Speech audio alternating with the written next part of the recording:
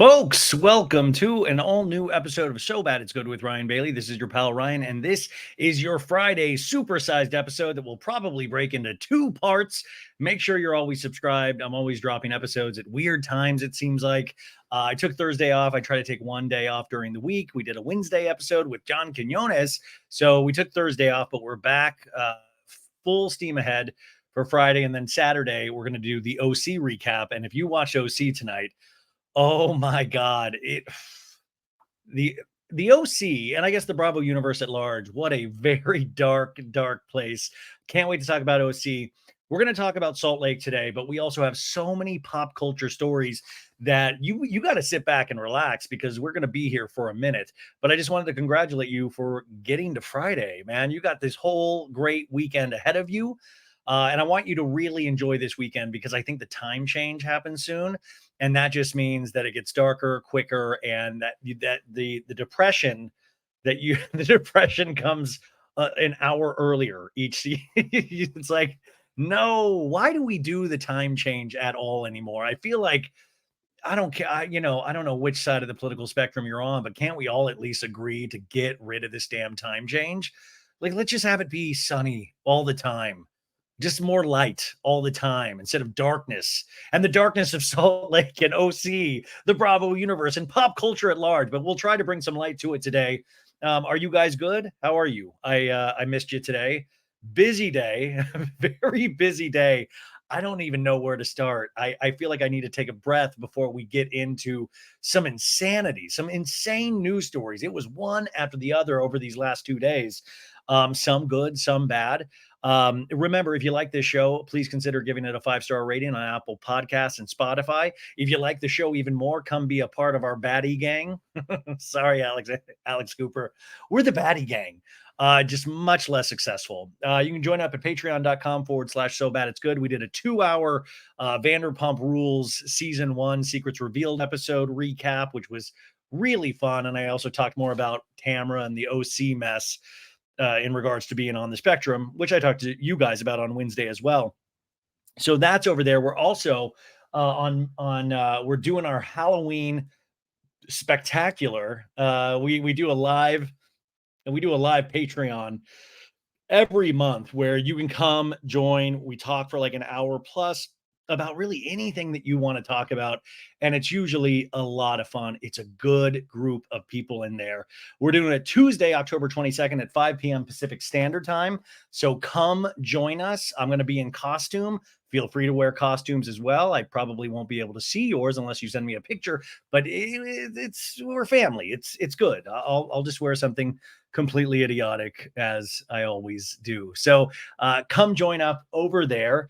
What else am I forgetting? Oh, I was on 2 podcasts this last week. The Emma Guns show, my friend Emma Guns, she was on the podcast a couple of weeks ago, and I got to be on her show this past week. And I had just a delightful conversation about pop culture, where it's headed, Bravo. I mean, the whole thing. And she's just so fantastic. So I recommend you checking out her show. And also, I was on my friend Payne Gilbert's Pink Shade podcast today. I think she was supposed to tag me in something, but I don't think I've been tagged yet. So I didn't know to repost it in Instagram. Ingrid, if you're listening, did I miss something? I miss stuff all the time now. People are like, did you see this? I'm like, no, I didn't. I absolutely didn't.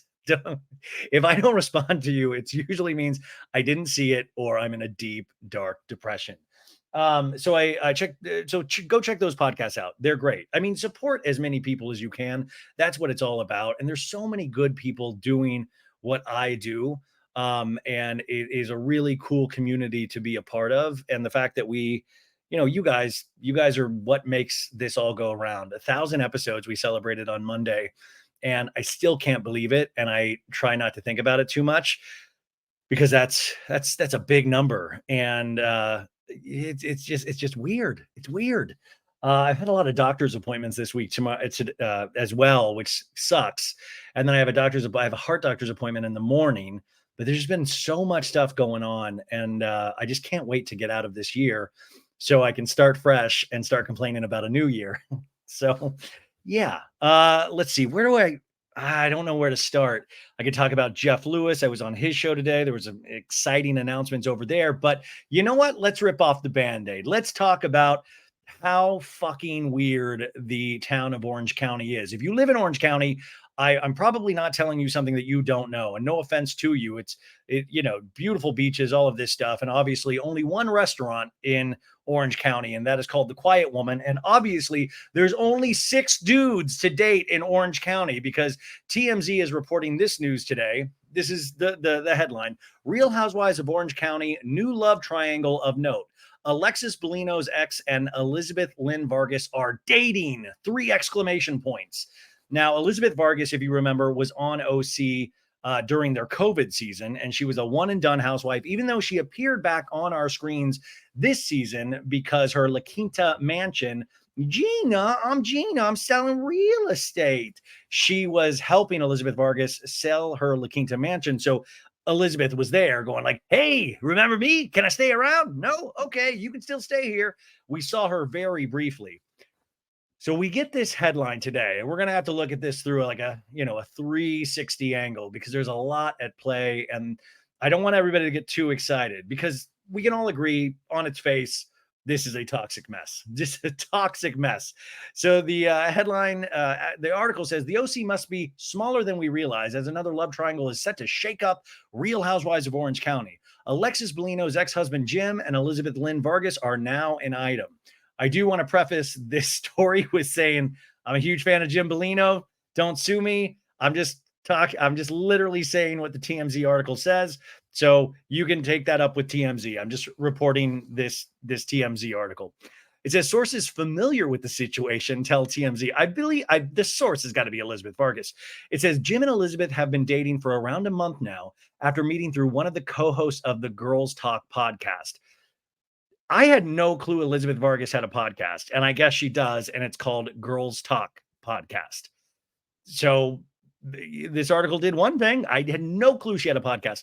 It says, we're told Jim and Elizabeth are both huge golfers. You golf? Yeah. You golf? Yeah. You want to fuck? Sorry. Sorry, this is a family show. I'm sorry.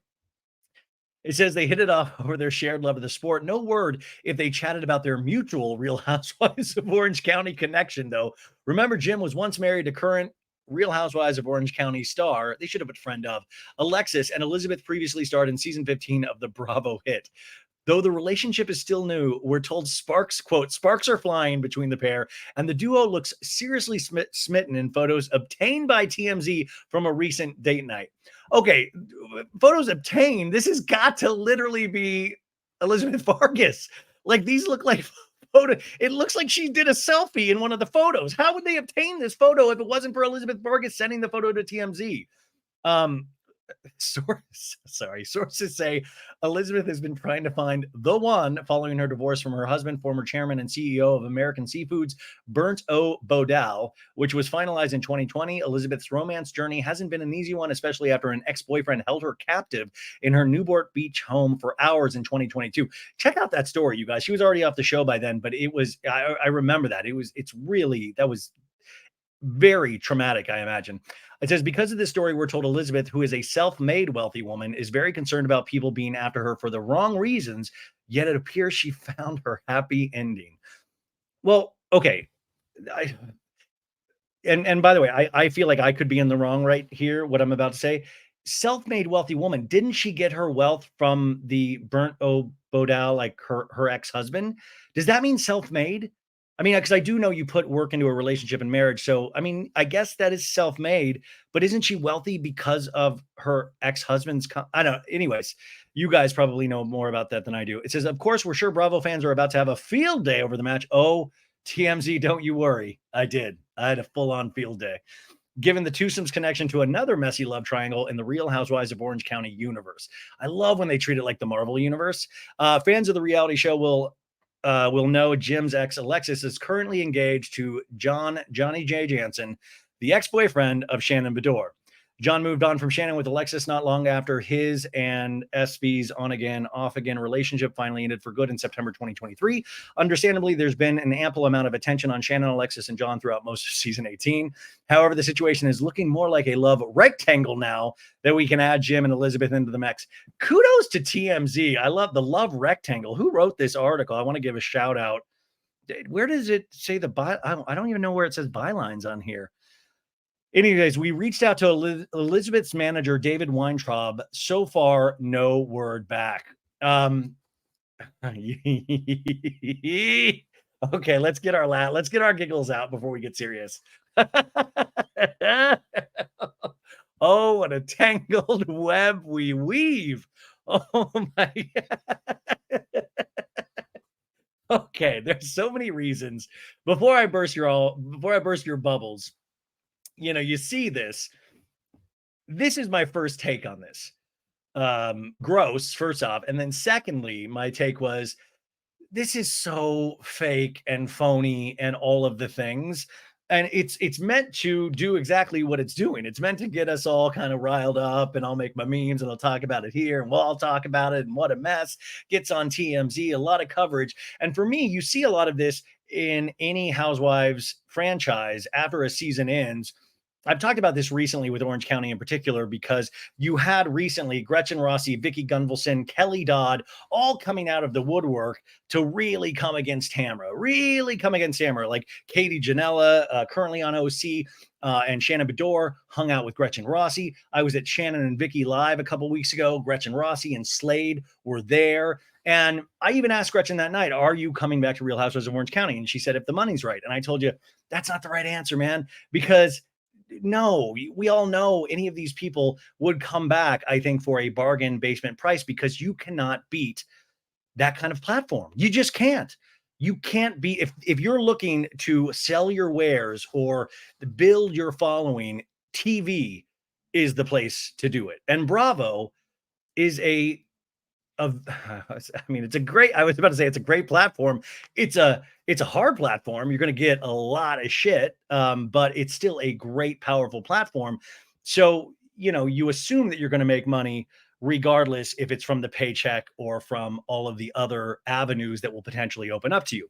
So to me, I saw this and I go, oh, good for you. Elizabeth Vargas throwing her hat in the ring. I said this in the OC recap earlier when I saw her pop by going, man, this is kind of like her, like, can I come back? Can I come back? Because she was a one and done housewife. I thought she was really interesting, but it was a COVID season.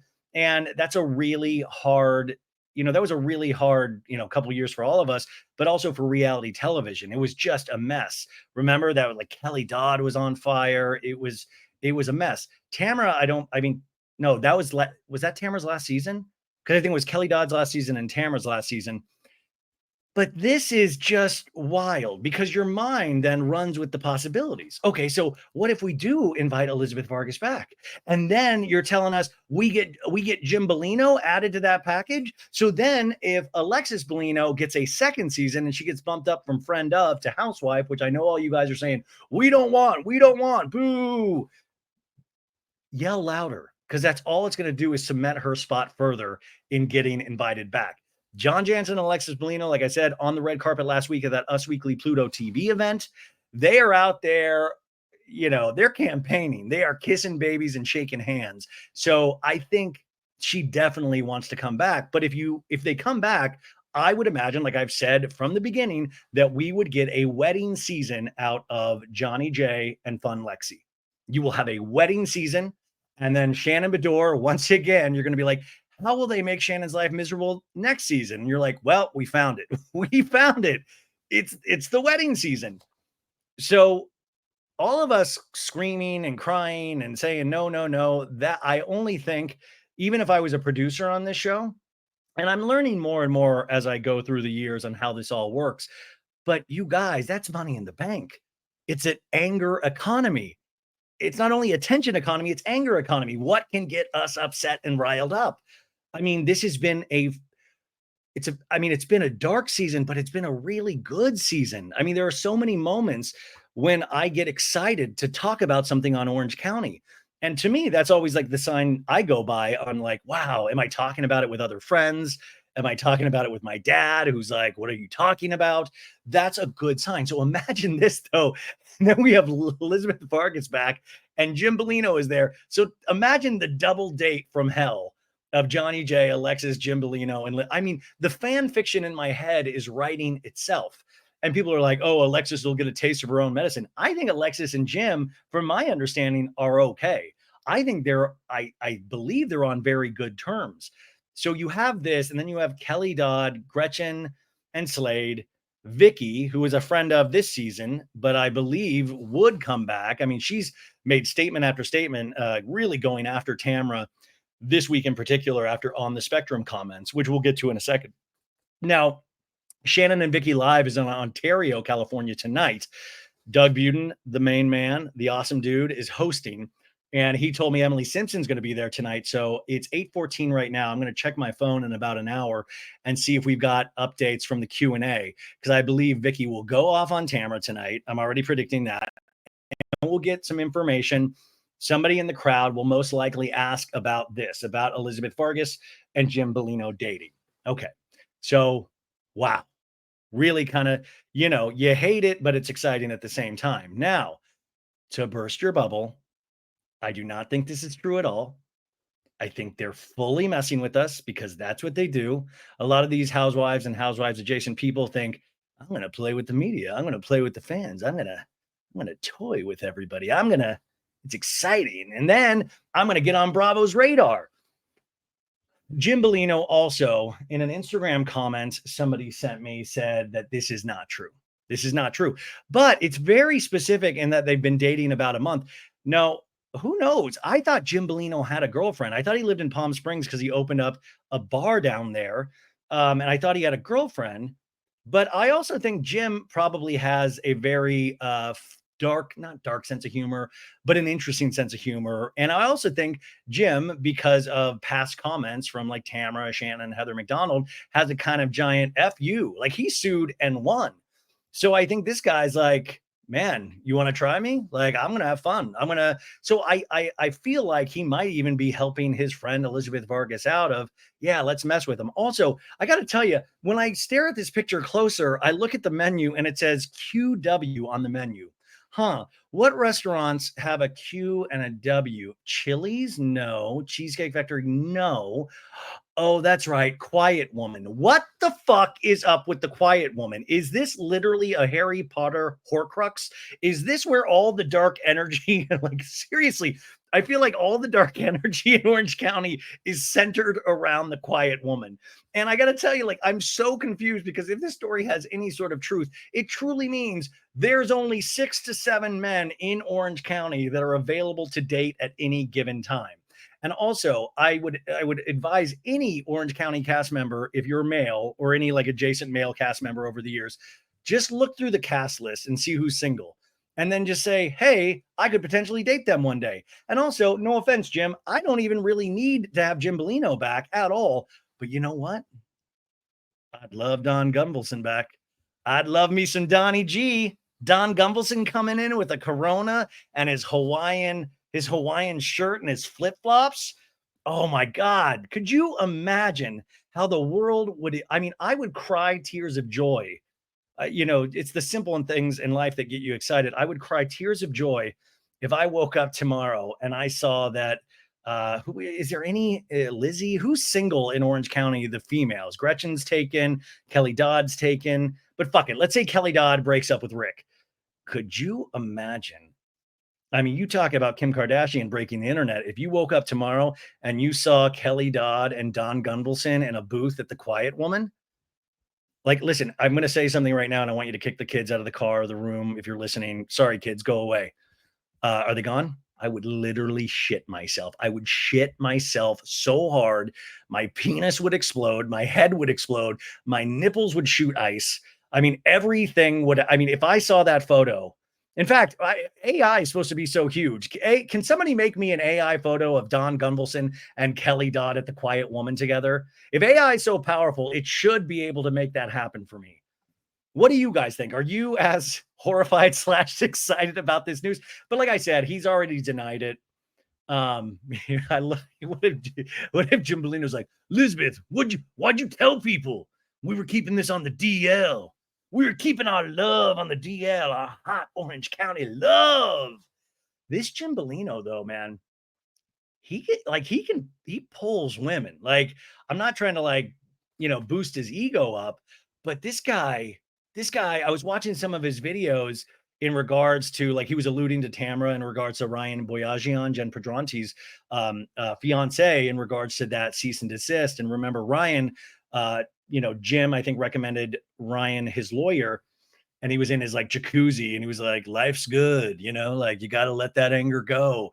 And I was like, this dude, man, this dude in his quiet confidence. And like, I think he was like, maybe he was just smoking a cigar in my mind, but he seems like that guy with like a scotch and a cigar and like, life's good. Got the ladies of Orange County flocking to me, flocking.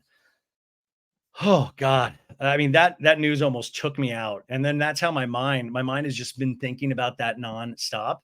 Okay, let's get off of that for now. And let's get on to another topic. And let's talk about the artist formerly known as Raquel Levis. Um, and there was some big news in regarding her podcast today, Rachel Goes Rogue. Rachel Levis announced today that she is going to be ending her podcast, I think after 60 plus episodes. And Sandra, I was talking to or texting with Sandra today, who I work with, and I just talked on the Patreon. I don't know if I talked about this on the main feed, and I was talking about in regards to Tamra and her announcing about the On the Spectrum thing and then having to backtrack that. And I said it's always really dicey when you talk about mental health on a podcast or anywhere, especially when you're on reality television, because already the lines are blurred and already they're in this environment that is so potentially unhealthy. So you have to make sure you're kind of a healthy person, which none of these people truly are. Like, I would be eaten alive on a reality TV show. I think you guys potentially would be the same. But Rachel, I gave her so much credit when she checked into a mental health facility for months. And then she came in and she did this podcast under the guise of mental health. But then it kind of just turned into a Vanderpump Rules recap podcast and talking about news. She made comments on Jax and the mental health facility. And I said I was kind of disappointed because I thought, man, this is your moment to really set yourself up for the rest of your life. Not financially, but like mentally. Like, you went and did all this work on yourself and you're now just doing the same shit you would do on a reality show. You're just getting paid less. Because she's not returning to Vanderpump Rules. Why did you do this? And she signed up on for the Reality Reckoning. And remember, Bethany Frankel produces her podcast, like gave her this podcast, I believe. So she made the announcement today that she was going to end her podcast. And I don't know where this leaves the lawsuit that she has going still against Tom Sandoval and Ariana Madix. And she said, I've made the decision to take both feet out of the Vanderpump Rules universe and focus on myself, focus on my life, my healing. And I thought that was amazing. I thought, no matter what you think of Rachel Levis, obviously what she did with Tom, unforgivable. People do move on. I do believe in some sort of forgiveness, and it's, not my forgiveness to give. I don't agree with the lawsuit at all, and especially involving Ariana. I think that's a real tough road. And part of me, just because I do wonder about so many things, part of me was like, was it smart for her to do this podcast when she did have a lawsuit, knowing that any of this could potentially be used in court as well? So I didn't know if that was also potentially a stipulation of I should stop talking as this lawsuit picks up steam. Also, somebody had told me that recently she was having her publicist Juliet on a lot, and even the publicist was like hosting the show by herself at times, and that they had turned into really small episodes where there was more commercial breaks than there was actual content. And for me, that's a big no-no. People, I do really long form podcasts, and we have, I believe, 3 commercial breaks. And if you count the pre-commercials and the post-commercials, there should be, from what I'm told, only 8 minutes of commercials in any given episode of So Bad It's Good. That's what I've been told. But I'll give you like 2 hours of content because I want to make sure, like, I take that really seriously. And while we're at it, if you ever hear me do a live read, go support that company and use the product code, because that stuff really does help. And whether I work for Betches, whether I work for Jeff Lewis, whether I work for anybody, I want to make sure I do, whether I work for you guys, I want to do good for you. Like, I take that very seriously. My actual life can be somewhat of a mess sometimes, but this, I want to make sure you guys get your value. So it seemed like the podcast kind of was all over the place in that sense. Now, I did recap a couple of episodes throughout the past year because I thought there was some interesting information. But overall, I thought this was a really smart move. I thought this was a smart move. Um, I I hope that really her heart is in the right place for this, and that it really is to go focus on herself. Um, and part of me was like, man, maybe at this point, if she keeps doing this podcast, she will wind up back on Vanderpump Rules. Like, truly, you never know. I mean, Nene Leakes is starting to make inroads with Bravo again. She worked for NBC Universal on the Emmys wrap up coverage a month ago. And I never thought I'd see the day where Nene worked for NBC Universal again, but it happened. So you never, ever know in life. Um, Life is twisty and turny. And I've found when I've been really resolute and firm against something, it's usually been the wrong thing. You got to be loose. You got to be open. You got to be open to possibilities. You got to be open to forgiveness. Yeah, so Rachel Goes Rogue is no longer. I wonder what else she also seems like somebody that kind of enjoys being out there, going to events, being in the spotlight, like, a lot of young women or young men would like to, to be doing. So I do wonder what else is in store for her. But yeah, it's so weird. I was just talking about this the other day. In fact, Sandra was like, "Did you know something? Did you already hear about something or know something?" I swear to God, I didn't. It just the Tamara of it all brought it up of like how I thought this was such a wrong move talking about mental health when you still haven't figured out your own mental health. Maybe you're not in that position to give people advice or to share fully your story when you haven't fully, finished your story. And I don't mean that as a slam. I really don't mean that as a slam. I know people like when I'm really harsh or rude. I don't mean it as a slam. I just didn't think that was the person that I would be looking to for advice on mental health. And then when I just started talking about Vanderpump Rules, I'm like, shit, that's literally what I do. That's that's my gig. So rest in peace, Rachel Goes Rogue.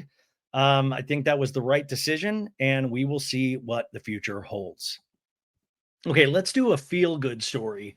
This is a story I've been invested in this entire year because we haven't really gotten an official announcement, and this is more for the boomers out there. But this I want to be true so badly, and I truly think it is from all the things that we've seen. And people have fought me on this, saying no, no, no. But Martin Short and Meryl Streep from Only Murders in the Building and a couple of other things that they've done in their career, they are dating. They are full on dating. In fact, Dumois just posted a photo set from Backgrid where Martin Short and Meryl Streep were eating at Giorgio Baldi, the famous Beverly Hills restaurant. Got there together, left together in a car. She drove. I love it. I love it. Martin lets the woman drive. Yeah, screw it. Gender doesn't mean anything. Yeah. So they're dating. We had a video at the Only Murders in the Building premiere party a couple months ago where they were kind of, it looked like holding hands. There was a video there. And then allegedly, this is what Selena Gomez was talking to Taylor Swift about at that award show way earlier in the year. Remember, like the lip reader was like, "Oh my god, I just found out two of my friends were like dating or something." Everybody took that, or a lot of people took that to mean she was talking about Meryl Streep and Martin Short. People thought she was talking about Kylie Jenner and Timothy Chalamet, who were at the Golden Globes as well. But everybody then was like, no, she's probably talking about Meryl Streep and Martin Short because she's worked with Martin Short now for a couple of years on Only Murders in the Building. But anyways, I want this so badly for them. I read Martin Short's autobiography. I think it's called I Say, and great book. I love that man so much. And if you read the book, he talks about losing his wife, who he loved so dearly, and they had been together since he was a kid. Um, and the loss of that. And he seems like such a good person. Now, Meryl Streep, you're like, oh, she's married. No, guys, she's been separated from her husband for years and years. It's just that she didn't make that public. So she is single as well. I'm telling you, they are dating, and I need to see a cute kissing photo so bad. I mean, I need that will be the perfect antidote to Jim Bellino and Elizabeth Vargas. That to me is like puppy dogs and rainbows and fairy tales and cotton candy and all. I don't know why that means so much to me, but you need those stories of that's why I like the Golden Bachelorette and the Golden Bachelor so much, is that you or even talking to my dad about love nowadays, is that you realize, people that have loved and lost and want to love again, that I mean, that'll just that it's like looking at dog photos. I just start tearing up because I think there is something so beautiful in that of wanting to still love somebody as you get older. I think that is so human. You guys get that, right? I know I'm a giant pussy, but that's how I feel about it. Okay, exciting news for those of you who like Jeff Lewis. Now, Jeff Lewis has been mentioned a lot on Bravo over these last couple of weeks. He was mentioned a couple more times on Real Housewives of Orange County tonight. He was mentioned on the first episode of Real Housewives of New York this season. And it is now official that he made the announcement today on his Radio Andy Sirius XM radio show that Flipping Out is being rebooted and they are currently in development at Bravo. So Jeff Lewis is coming home to Bravo and they will be beginning that, I believe. Well, you know what? I can't say. Now, I'm lucky enough to get to work at the Jeff Lewis radio show, Jeff Lewis Live, every week now. And it has been such for me, it's been such an amazing experience. People have such strong opinions about Jeff, and it's been such a positive experience for me. And I've met so many great people. Like I said, Doug Buden, Justin Martindale, uh, Megan, not sorry, not no, sorry, Monica. I was thinking Monica Casey. Um, Jamie Kennedy. Today I was with Michael Beck, the producer, who's going to be one of the producers on the new Flipping Out, but he also produced the second season of Vanderpump Villa and he produced this upcoming season of Southern Hospitality. And the things he was telling me in the green room that I can't even tell you, but I'm just telling you, Southern Hospitality is going to have a phenomenal season. And remember, Stassi is going to be in Vanderpump Villa season 2, so I was able to find out a little bit more. I cannot share with you that information yet, but it seems like both of those shows could really pop off this year. But Vanderpump Villa, remember, is Hulu. Southern Hospitality is on Bravo, and I think next week's I'll be in Charleston for Sophie's wedding. And I'm going to go to Republic and Lamar's and all of that stuff. So I'm really excited to see those places and potentially some of the Southern Hospitality cast members and maybe a Southern Charm cast member or two. Who knows? I'm going to go to Craig Conover's pillow store, damn it. And I'm going to just walk up there and I'm going to say, hey, I demand you get your boss on the phone and you tell him to unblock me. You say, you tell him that Ryan says, whatever I said, I'm sorry about, and that you're a very handsome man, and to unblock me. You don't have to follow me, just unblock me. Sandra Maritza will send me photos of things that Paige and Craig will post and go, see what you're missing out on. And it's always just a handsome couple, and it breaks my heart. So he made the announcement today, Jeff, that Flipping Out is coming back. Now, Hollywood House Lift, which was on Freevee on Amazon, Freevee is no longer going to be a service. So Hollywood House Lift has gotten sunsetted and Flipping Out. And I have to tell you how excited I am about this, because Flipping Out, I watched that from the very beginning. I watched that in a lifetime ago. And it blows my mind that I get to, work with Jeff now or even know him a little bit, because I used to watch that show and be like, oh my God, I hope Jeff's never mad at me. Oh my God, Jeff's like, oh, like I would just crack up at that show. If you haven't watched Flipping Out, truly go watch it. I mean, there's a reason why so many people love him. And I think a lot of that is throughout that show, even though there are some really intense moments in that show, especially the final season. But I cannot wait to find out more about it's going to be a docu-series, which is what Flipping Out initially was. So that, it means it's not going to be like in that $1 million listing, kind of like selling this house, flipping this house, but it's going to be a docu-series. But I'm excited for them to announce who's going to be on it. It's really, really exciting. And it's going to be focusing on his life, potentially dating.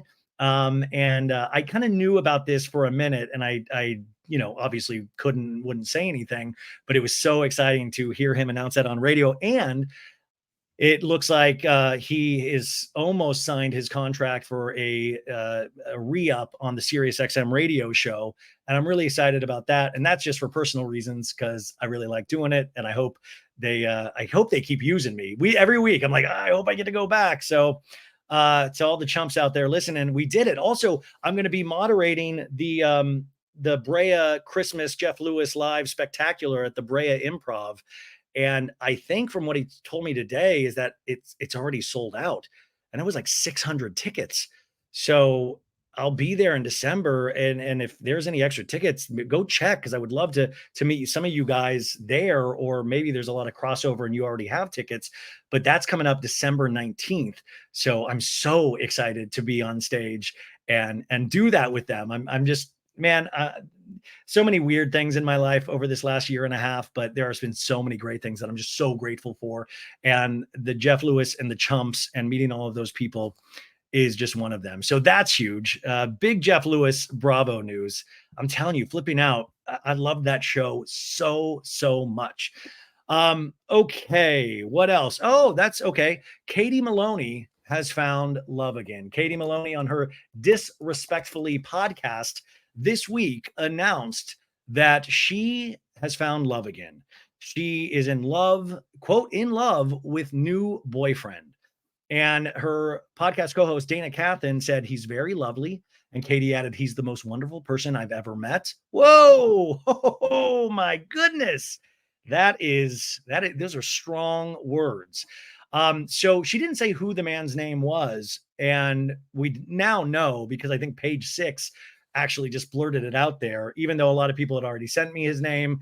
I wasn't going to say anything because that's not the show I run, but it took very little time for page 6 to put out an article immediately. And then already in classic internet fashion, this guy has already been torn apart completely in some ways where I was just like, man, I mean, I don't know. We're not going to talk about that today. Maybe we're not going to talk about that today because I was just kind of happy for Katie. I was like, this is great. This is great. And part of me thought it was Wes Borland, the guitarist from Limp Bizkit, because she did that emo night with Borland, and then I know she went to the Limp Bizkit concert. So I thought, oh my God, is she dating the guitarist from Limp Bizkit? But it turns out she is not. She is actually dating Nick Martin, who is a musician from the band Sleeping with Sirens. And I don't know this band at all. And I feel so horrible that I don't know. But it says in this page 6 article that Katie loves the emo music scene and has been a fan and friend of Nick's band for some time. Remember, Katie Maloney's Instagram handle is Music Kills Katie. So she's a big music fan. It says things took a turn this past summer in August and their relationship developed really quickly. So August, what are we in right now? Oh, October. So a couple months. It said they were trying to keep things under wrap as the latter is in the midst of a heavy divorce with his estranged wife, Jenna Martin. However, this hasn't stopped the If I'm James Dean, You're Audrey Hepburn musician, I guess that's one of their titles of their song, from growing his relationship with Katie in the meantime, the insider assured us. Listen, I think I want Katie to be happy, man. I think she's had such a strong last couple of seasons, and we saw her really come into her own. And I think this with a lot of people, and I don't want to be a naysayer at all because, man, this is awesome if she's in love. The two things I will say, and it's a little bit from personal experience, is that when you get out of a really, intense relationship or marriage, your mind is all over the place and you'll feel feelings really quickly and strongly, and it doesn't invalidate those feelings. But I think, I think sometimes your past relationship eventually catches up to you in the sense that you finally start processing it. And that is something I worry about for Katie. I don't know this man at all. So this is just like my own personal experience. So that would be one thing I would be worried about. And that, yeah, that's the big thing I would be worried about. I looked up when I didn't know who it was. I was like, who is Katie Maloney dating? And the Instagram or the Google search, the Google search. I put an Instagram post about this the other day because I was like, Google search is wild for this. It literally put the 3 people Katie Maloney are dating was Winona Judd from the Judds, Gwyneth Paltrow, and Abe and Abe and Aaron Leashy from Real Housewives of New York. Like I'm showing the picture if you're watching this on YouTube. It literally put these people up as who Katie Maloney was dating. And I was like, fuck yeah, Katie, you get yours. You date 4 people, including a couple from Roni. So this Life and Style article was completely wrong. Katie's not dating any of these people, even though I wish she was, especially Winona Judd. I think that would be a very special relationship. In fact, but Abe Leashy, Aaron's wife, found this post and he laughed at it, which made me feel good. I mean, and he even said, sorry. What did he say? He said, sorry, signed an NDA. And I was like, touche, Abe, touche. Um, so yeah, she's dating this Sleeping with Sirens guy. You think about it. For people like you or me, when we date people, it doesn't usually make the press. And I think just imagining or putting myself in the shoes of a well-known person like Katie, or even this singer of the band, that's a whole nother thing. Like we always think celebrities are aspirational and oh, I wish I could be them. I wish no, man, not in a million years. I mean, financially, it would be great to own some stuff. But other than that, could you imagine waking up to a page 6 article talking about the new dude you were dating and then having to be worried of like, oh, dude, is that dude gonna be like weirded out that like everybody's like making Reddit threads and talking about him and talking about us right as that relationship is starting to go? That would be such a scary pressure to put on any relationship.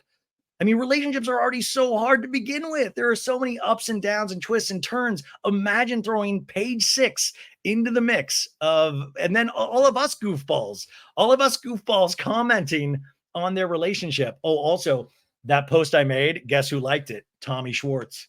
Tom Schwartz liked that post. And this got announced on Tom Schwartz's birthday, which, by the way, happy birthday, Tom. Um, I'm sure you're not listening, but happy birthday. But he liked that post. And I will say, I don't know Schwartz in that way. I met him a couple of times, but also I truly think, I know he's in a relationship as well. And I do believe this is that I bet Schwartz is happy for Katie. I bet there is a weight off in some ways because I think also if you loved somebody or were married to somebody, you do want them to be happy with somebody else. You do want them to find love again. Like I think, and it seems like I think Schwartz. I mean, could be just giving him way too much credit, but I would imagine that he's happy for Katie, and so I hope that's what I'm going to think. I'm going to think that he's very happy for Katie. Now, Sandoval and Jax probably not happy for Katie. Well, dude, what's the good luck to that dude, then? Yeah, good luck, dude. If you ever want to sing karaoke with me, you can, but you better watch out for Katie Maloney, dude. So, anyways, congratulations to Katie Maloney. I was very excited to read that news. Okay, we also had big news, big nose as well over on the Real Housewives of Potomac front because we got our Real Housewives of Potomac taglines. These are the things that they throw in the opening credits. Bravo has kind of switched it up recently where they don't do the taglines until like the second or third episode. It's like, I think it's a way to keep people talking about a show. I think it's kind of a smart move. But these are the taglines. This is from Deadline Hollywood Daily. Giselle Bryant's is when the girls are away, it's time for Giselle to play. Now, I thought when the girls are away, my immediate thought was like, is she talking about Robin? Like, since Robin's not no, but she's obviously talking about her daughters and Giselle to play. That means Giselle's getting freaky deaky this season. Now, Dr. Wendy Acefo says, I quit grading, but I'm still passing judgments. That, of course, because she put in her notice being a professor. Now, Mia Thornton's is, I'm a mess. No, it says, marriage can be temporary, but ink is permanent. This is funny, but I don't like it because Ink is her boyfriend, her short king. And I want Mia's tagline to stand on its own without involving her dude, especially his actual name, Now, Ashley Darby's is from kiddie pools to the dating pool. I'm ready to dive in. Okay. Stacy, new cast member Stacy is, I know how to host a show and steal one too. because she's going to steal the show. Now, remember, I think she was the QVC host. Uh, Kierna Stewart, another new Kiarn, I'm saying her name wrong. She's another new cast member. Is I own a business, I mind my business, and I stand on business. I love that one. I love that one. Now, Karen Hugers is um, Jesus take the wheel. No, it says hers is Darling, I am the fence and the gatekeeper. Didn't Karen crash into a fence? Like the fence and the gatekeeper. Anyways, these are all fabulous, fabulous taglines. I don't think there's a truly bad one in the bunch. And if you're not watching Potomac, we're only 2 episodes in, so make sure you catch up. Potomac airs on Sunday nights. Okay, a couple more news stories here. Okay. Now let's take a hard left, and I want to talk about streaming services for a second, and most specifically, I want to talk about Netflix. So Netflix had its earning call today. You know, they do quarterly earning calls, and they talk about how much money they've made, and it turns out Netflix is making a lot of money. They are doing very, very well. So they saw a year-to-year increase in its revenue, and this year they have reached 9.83 billion, and its operating income, which hit 2.91 billion, and they added 5 million new subscribers in the most recent quarter. And they say they saw healthy engagement. That's way beyond healthy engagement. That is very, very strong. Now, the head of Netflix, Ted Sarandos, the CEO, he was talking about the 2025 slate of upcoming projects, and 2024 he said it was patchier than normal. Those were his words, patchier tthan normal. He said the first half of the year our lineup was much lumpier than we liked, and that was primarily because of the work stoppage. Remember, there was a writer strike, we had an actor strike, the whole thing. And he said it did hit the US, Canada, and Australia the hardest, but there were some effects of that felt in production around the world. And that's wild to hear, because I just think there is so much of everything these days. There is so much content that it feels like it is coming at you nonstop. I watch so much television now, and I still do not, I feel like I never make a dent day to day in the things that I should and want to be watching. In fact, I just watched this 3-part docu-series on Peacock last night called Anatomy of Lies. And it's really good, you guys. You got to check it out. It's on Peacock. Trust me.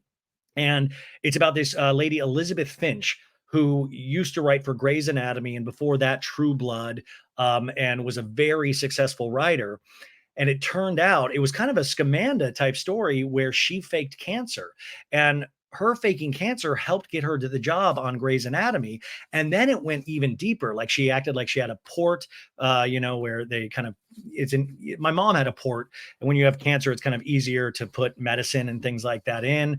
But she acted like she had a port. And then it kind of went beyond that, where she talked about having PTSD, went to this PTSD like rehab center, met this woman, fell in love with her, but she was lying to the woman as well. That, it was just insane. I mean, thing after thing. I mean, these were big, big, big, big, big lies. And especially with the cancer, it's kind of like Tamra, it's not nearly like that, but Tamara was taking a lot of heat for saying that she was potentially on the spectrum, and the blowback on that was immediate. Now imagine somebody faking cancer, how insane that is, and hurtful, because so many of us have our lives touched by cancer. But I highly recommend this docu-series. I was so fascinated by it, and it's really, really well done. So go check that out this weekend. I'm telling you, if you're into kind of really weird, bizarre, it's not true crime, but it's not true crime, because it does feel like a crime was committed. But that's what I'm saying. There's new things popping up all the time that are kind of excellent. Anyways, he said the company is now Netflix is moving closer to a more normalized output schedule, with television series more on track than film. But neither area is yet fully recovered. This has disrupted the overall goal of Netflix. Ted, you're doing good. We don't need more content, man. In fact, I would say slow it down. Slow it down. He says our aim here is to always have a very steady drumbeat of great new TV shows and films and games for our members to watch throughout the year. A drumbeat so steady that when you're watching the last episode of whatever you're watching, you start expecting the next thing to be great too. Man, you are pounding that drum way too hard, because there's tons of stuff. I just watched this 6-part docuseries on the WWF, on Vince McMahon. And I'm not even a wrestling fan, and I loved it. I have loved watching that docu-series. It's called Mr. McMahon. I'm telling you, if you don't even like wrestling, you'll kind of dig it because it reminds me so much about Housewives in terms of just the storylines they created. And Vince McMahon, a very troubled individual with some really weird behavior, but what he created and what he put into it, it's really fascinating, that story. But he said, let's see, strong quarter 4 slate coming. The programming will include the action film Carry On, The Piano Lesson, Amelia Perez, and more. And then in 2025, they are going to have a new Knives Out movie and Guillermo del Toro's Frankenstein with Jacob Elordi and The Electric State, a new film from the Russo brothers starring Millie Bobby Brown. The Russo brothers are the ones who did Avengers Endgame, and they're doing the new Avengers movies as well with Robert Downey Jr. The reason I bring this up is first off, just to kind of reiterate how much there is out there right now, and I feel as a TV fan, it's amazing, but at the same time, I just Netflix has such a stranglehold, like no other streaming service even comes near, doesn't even come near. Like I love watching Peacock, but I know it is a fraction of what Netflix does. And you almost think of it like Beats by Dr. Dre, how they eventually got bought by Apple. And some of these streaming companies, they're going to have to start combining.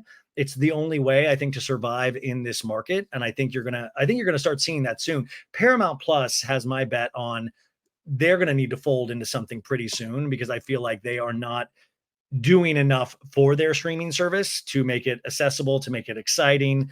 It's not user friendly when I go on there. And I just watched a new documentary about the South Park guys, Matt's Trey Parker and Matt Stone, and it is on Paramount Plus right now.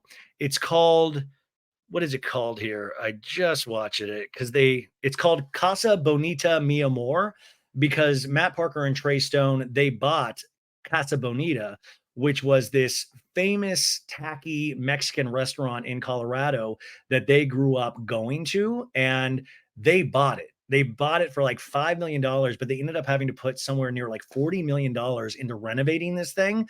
And I want to go check it out now but there's a full on hour and 40-minute documentary that's on Paramount Plus. It just came out like a week and a half ago. And I randomly saw like a very tiny snippet, like reading somewhere, but I wouldn't have known this was out there otherwise. And I watched it this week. It's not the best documentary ever, but it was kind of exciting. And even though I've had my problems with Trey Parker over the years for various reasons, I love what these guys, their output is. I mean, from Book of Mormon to South Park to this, they're working on a film right now with Kendrick Lamar. They are doing a film right now with Kendrick Lamar. It's a comedy, but they haven't really said what it is yet. But like Kendrick Lamar and Matt and Trey, I mean, what a kind of amazing team up. And also, I mean, I still think about Team America World Police with the puppets. I mean, that movie was insane. I got to go back and watch that again.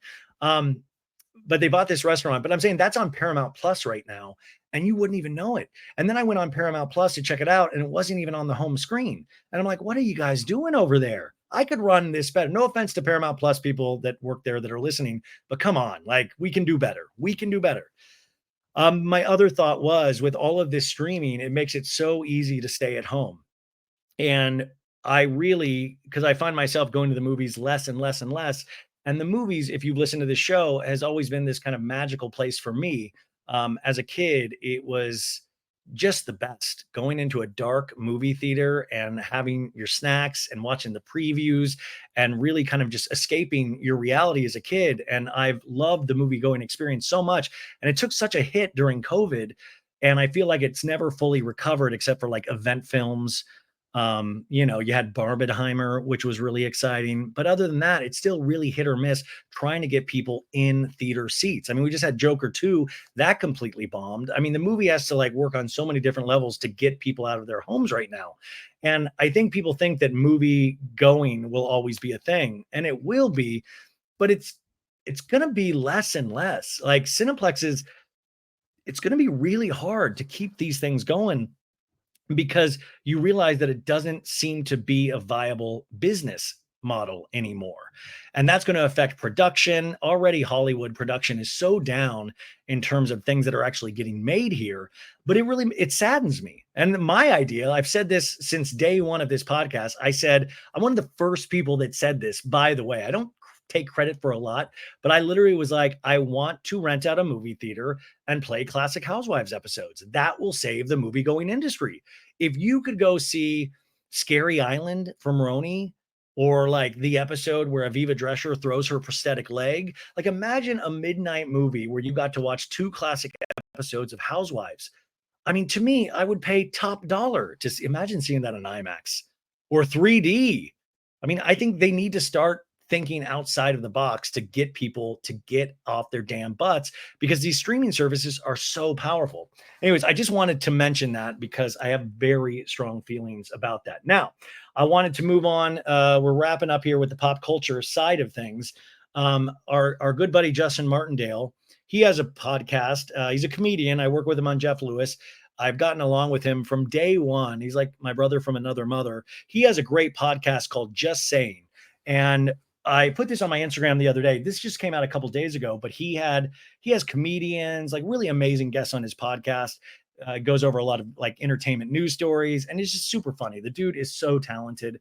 But he had Joel Kim Booster on his podcast this week, and he told me about this a couple weeks ago, and I was like, oh my god, because Joel Kim Booster is the host of Love Hotel, which is that Peacock show that will premiere next year in 2025 with Shannon Beador, Countess Luann, Ashley Darby, and Giselle Bryant.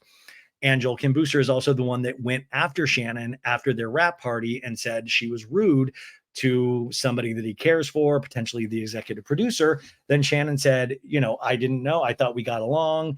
Remember, he went off and said, like, he feels bad for John Jansen. He really went off. He issued an apology this week, which we talked about earlier in one of the earlier episodes this week.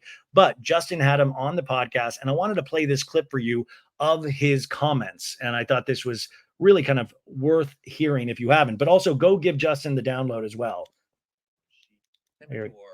What is the tea? Okay. Everyone's talking. You released a statement this weekend. I did. I also sent an email to Shannon apologizing directly to her. Okay, good. Bravo was very much of the mind, like, this is over for us. The Housewives news cycle moves so fast. Oh, of course. That by like 2 days later, they were like, oh, we don't think you have to address this at all. As much as like the onset conflict and some of the behavior that I witnessed drove me to that place to say those things, I don't believe that. Mm-hmm. It was so hyperbolic. It was so over the top. It made me look crazy. I understand that. I certainly am not on John Jansen's side. John Jansen is a monster, and I have said that before. And I was being petty, and I was being really angry because of something that occurred between Shannon and a crew member. And I wanted people to know that I was sorry for that. I just want people to watch the show.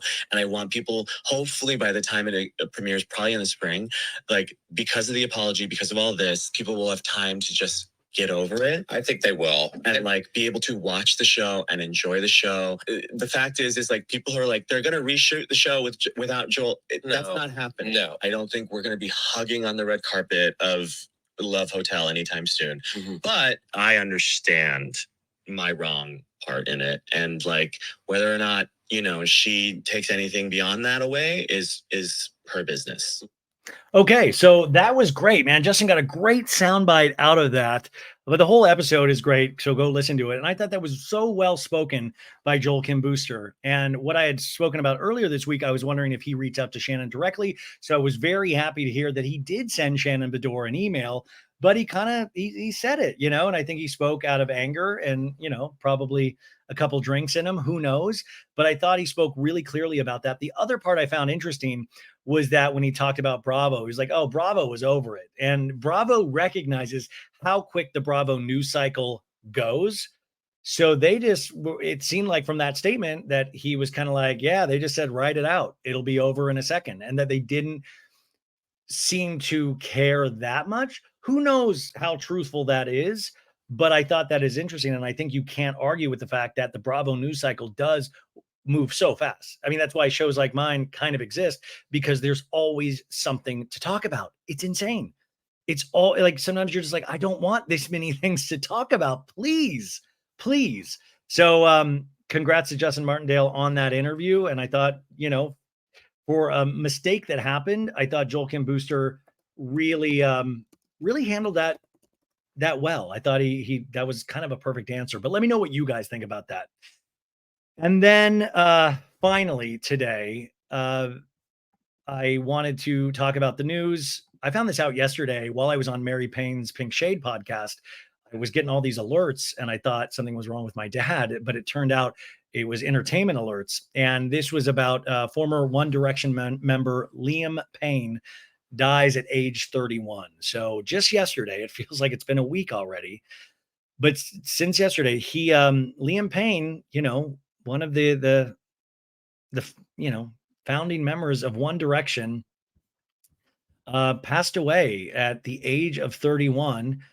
There's a lot of conflicting stories about what happened and how it happened.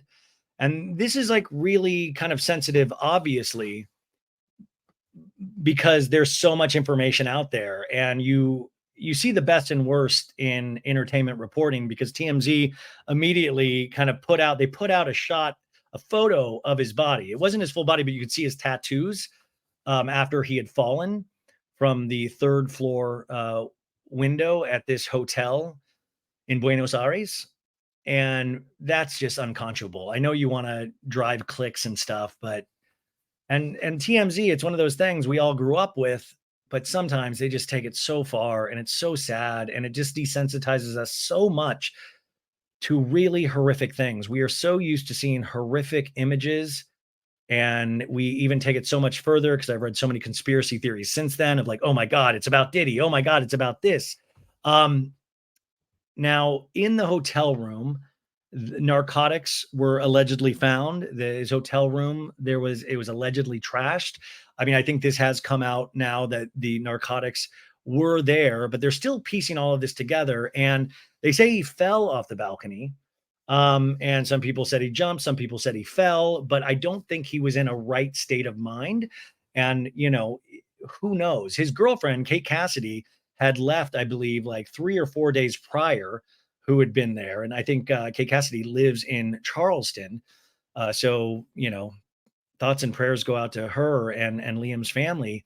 And I just think this is, before we start attacking this man, because I've read so many things since his passing, I think you also just have to first off honor what he meant in terms of pop culture, and how big of a band One Direction is, and how so many men and women love this band. Like, the parasocial relationship that any fan has, especially with a boy band, starting back with the Beatles and the Beach Boys, and how it's kind of traveled from like New Kids on the Block, or New Edition, New Kids on the Block, Backstreet Boys, In Sync, to One Direction. And One Direction, of course, Harry Styles being the Justin Timberlake breakout member of One Direction, even though you have Zayn and Niall and these other lads doing some amazing work.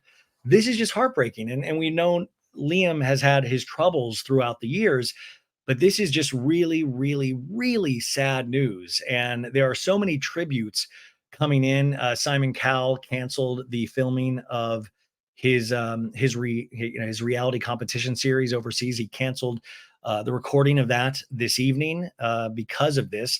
Harry Styles released a statement. All of the One Direction group members released a statement together, and then separate statements have been coming out as well. Harry Styles' statement said, "I am truly devastated by Liam's passing. His greatest joy was making other people happy, and it was an honor to be alongside him as he did it. Liam lived wide open with his heart on his sleeve. He had an energy for life that was infectious. He was warm, supportive, and incredibly loving. The years we spent together will forever remain among the most cherished years of my life. I will miss him always, my lovely friend." I thought that was a beautiful passage. The band joint statement said, "We're completely devastated by the news of Liam's passing. In time, and when everyone is able to, there will be more to say, but for now we will take some time to grieve and process the loss of our brother who we love dearly. The memories we shared with him will be treasured forever. For now, our thoughts are with his family, his friends, and the fans who loved him alongside us. We will miss him terribly. We love you, Liam." And, you see this this photo of them as boys, as like 16-year-old boys, and to think about how much their life has changed and the fame that got thrown their way, and also what fame can do to you, the trappings of fame. And some people seem to be able to handle it. Harry Styles seems to be able to handle it, and even though I'm sure it's got to feel like immense pressure. But we see, Zayn has gone through it throughout the years. And your heart just kind of goes out to everybody involved, but also just the fans, because this affects people in such a deep way. And there's no wink when I say that. There's no joke. There's no joke at all, because this is very real. Sometimes our love of these type of people, especially these bonds we create at a young age with these singers and actors, it's a really strong bond. And I was watching so many people go on TikTok and just be shocked, and watch so many people in tears, and I guess that's kind of a communal experience, is sharing that, even though I wish sometimes people would just share their tears with friends and family. But I think that's, you can't knock anybody for sharing how they feel. Um, it's just a very sad story, and I hope that we can wait a couple of days before we pick apart this man's body and say everything that he did wrong in his life, and kind of focus on the good for now. And because this is truly a tragedy to so many people. But I wanted to end the podcast, this part of it today, with that story, before we go and laugh a lot at the new episode of Real Housewives of Salt Lake City. So, what I'm asking you to do now is go flip on over to Real Housewives of Salt Lake City. We're going to do a full recap. We're going to talk about the insane mystery that is brewing once again in Salt Lake City, and talk about how Mary Cosby has become my favorite cast member on reality television TV right now. How did that ever happen? Anyways, I love you guys. Thank you so much for being here. Remember, OC on Saturday. Click over to the Salt Lake right now, and I hope you have a great Friday. Bye, guys. Oh, gotta turn it off.